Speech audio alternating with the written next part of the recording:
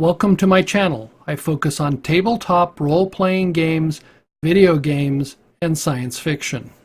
I hope you like the little clip. That's the intro to a game called Dungeon Keeper, and by Bullfrog. It's an old DOS-based game. It's available on Good Old Games, and I recommend it to you. It's a lot of fun. The narrator is absolutely fantastic.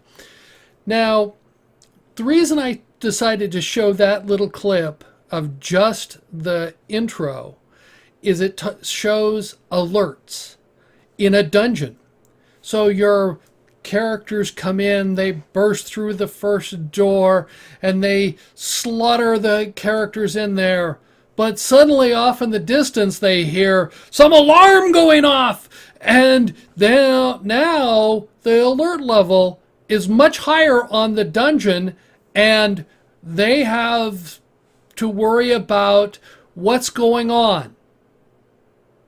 Alert levels are not my idea. Actually, I was looking for something to talk about tonight, and so I pull out Tales of the Yawning Portal, and on page 113, I'm thumbing through here, and you run into the section about Doomvault and alert levels.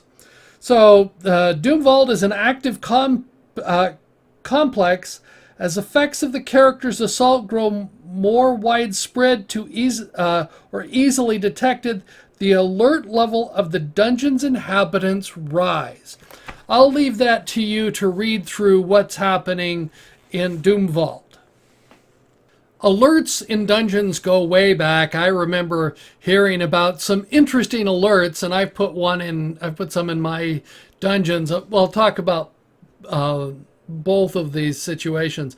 The first one, somebody else I knew was running as dungeon master, and the party wanders into the dungeon, and they all through the dungeon as they're coming in, they hear thrum, thrum, thrum, very frequently. It's a something, this vibration throughout the entire dungeon, and they finally wander into the first large room, and there from the high ceiling is water is dripping in a very slow drip down, and it's hitting this large drum-like thing.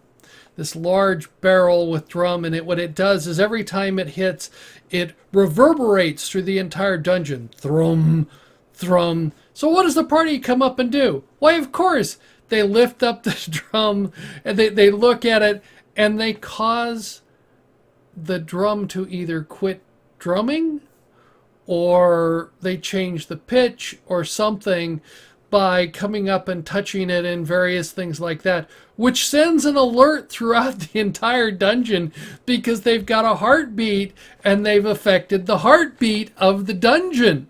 So you can have an alert by removing something that happens in a fairly frequent basis. Suddenly the players investigate, they do something, and now it doesn't happen. And all the inhabitants of the dungeon now know that there's a problem.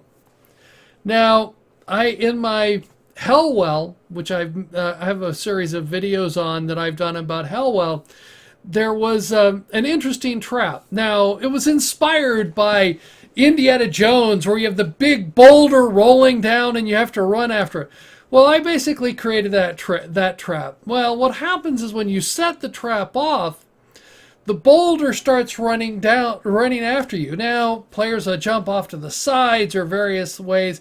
They get past it, but the large boulder comes rolling down, rolls out, and in Hellwell you have this large central chamber that goes down 13 levels in Hellwell, which is a tremendous depth down into the dungeon down there. And what happens is the boulder comes rolling out off the edge and falls down into the depths of Hellwell. And you listen and listen. I actually worked out how long you would wait before it hits the bottom. And this will cause some things to decide to come up and investigate from the depths of the dungeon. So these are things that you can do that cause alert levels very easily to raise.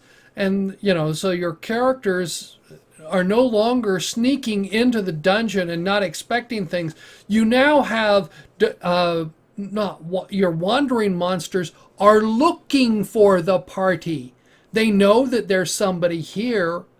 They're not just wandering around doing nothing, or maybe you have plotted out what people do, but here you now have wandering bands through the dungeon trying to protect it. If you're entering into a kobold's lair, they're there, they know you've come in to hurt them, to kill them, to raid them, to steal their loot, so they're trying to defend their home. And you have that with everything else. Whatever kind of creature you have, now instead of just, we're wandering in and it's a wandering monster comes out and we attack it and kill it and it's done. No, now you've got parties that are there. And if you're doing it like intelligent, you sit there, you hear an alarm, you send someone to investigate, and if they don't come back, now you get a little bit more freaked out. If you put yourself in the creature's position as Dungeon Master, that's the one you're controlling. So you've sent out a party to you've sent out a group to investigate why something happened, and they don't come back. Well, now you send a more powerful party to go and investigate and bring back word.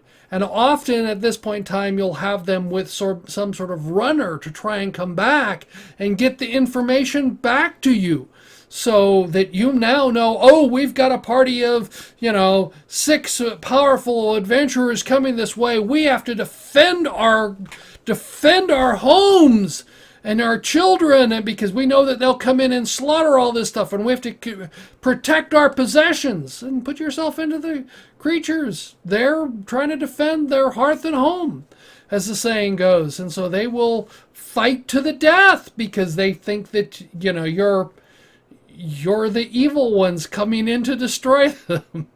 Gives you a very different perspective. But the alert level, I like the idea of the alert level. I've done it not as formally as the way it's described in Tales of the Yawning Portal, but for that particular dungeon. But I suggest that you take a look at it. Put alert levels in your dungeons. And you can also do this in cities. Think about it, your town. Remember, if you've read Lord of the Rings, how the alert levels at some of the towns raised as the evil was spreading, where you had Sauron sending out his the Death Riders or the Nazgul coming out to search for the ring, so that they became much more paranoid with good cause. They were trying to do that. So what happens is, instead of just you come up to the town and knock on the door, the gate to come into the town at night, and they let you in. No, now they could be much more cautious, much more concerned, because there's things out there, and as things get worse, it could get harder and harder to get into cities because of that. That they would go, no, we want to know all about you, and we want to maybe search the party when you come in. So you can add alert levels to a whole bunch of things. And people were saying, how do you handle murder hobos? And I'm going, well, if you want to do that, you can. That the alert has went out. People are now aware that there are this band that goes through and is killing people or whatever. All they know is that there's something evil that's doing that. I was working in just outside of DC when you had the DC sniper, and people were freaking out. And I don't know if you remember, most of you may not remember, there was this whole thing about, they thought it was a white truck with a ladder on the top, And everybody was freaking out about white trucks with ladders because you were amazed how many white trucks with ladders there were. And that was just, everyone was concerned because this guy was shooting and killing people, and it turned out he was hiding in the trunk of a car and so on. But the alert level went up. About everyone was concerned and everybody was watching, and I remember seeing that. And what happens is that if you put this type of stuff in your world, in your campaigns, you can cause a whole bunch of challenges to the players because suddenly the alerts come up. It's like the movie Desperado, where he walks into the bar and they said, we're looking for a mariachi singer who actually doesn't have that. He has all these guns and such. It's a humorous scene. It's not very realistic, but it was a humorous scene in Desperado. I like some of Tarantino's humor with regard to that. And it allows you to steal some ideas and put them in your dungeon. So you have alert levels that alarms can go off, that the party may not be able to surprise them anymore. In essence, you can just mandate, no, there's no surprise of the monsters. They know that there's people in here.